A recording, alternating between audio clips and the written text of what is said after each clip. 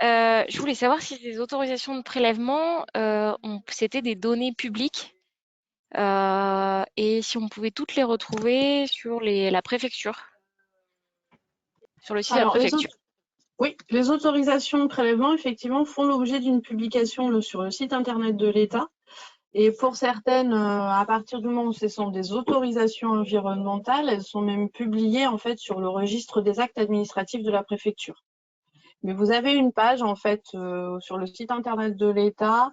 Je pourrais vous la communiquer parce qu'elle est pas, je le reconnais, très très intuitive de premier abord pour arriver à cette page-là. Mais vous avez une page qui ressemble en fait l'ensemble des actes qui sont pris et sur lequel vous pouvez retrouver les autorisations de prélèvement qui ont été délivrées. Tout à fait. Et notamment par rapport aux ASA, c'est un peu compliqué Oui, d'avoir des informations parce que c'est des structures qui existent depuis très longtemps. oui.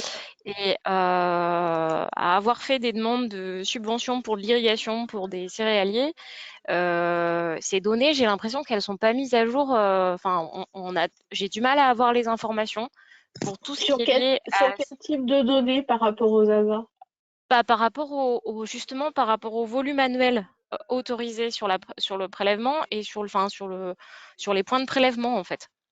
D'accord. Euh, Moi, alors ça, effectivement, ça, c'est des données qu'on a nous. De toute façon, elles sont, enfin, sur les points de prélèvement, ils sont, c'est pareil. Là, les arrêtés des hasards ont tous été revus cette année et donc tout a été mis sur le site internet de l'État.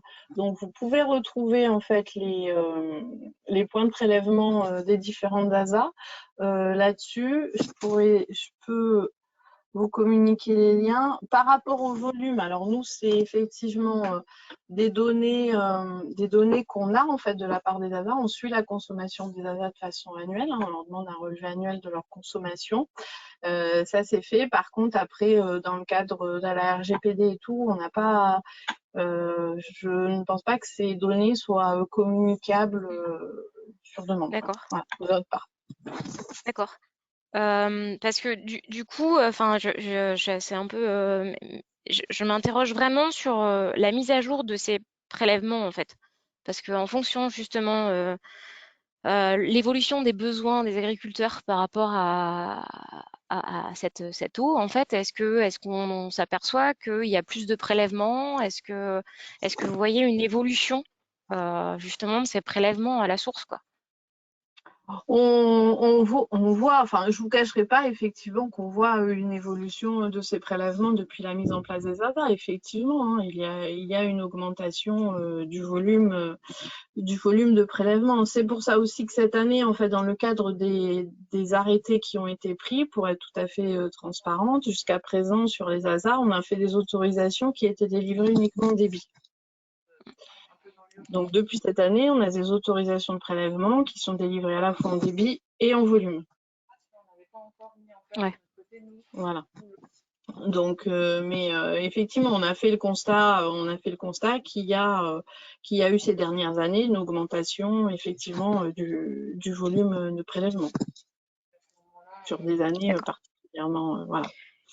Parce qu'effectivement, il peut y avoir de l'irrigation aussi plus précoce qu'il ne pouvait y avoir à une période donnée, hein. On l'a vu notamment à travers les graphiques là, de pluviométrie que je vous ai montré, où au printemps, effectivement, et ben, maintenant, on est amené souvent à irriguer, ce qui n'était pas forcément le cas aussi il y a quelques années.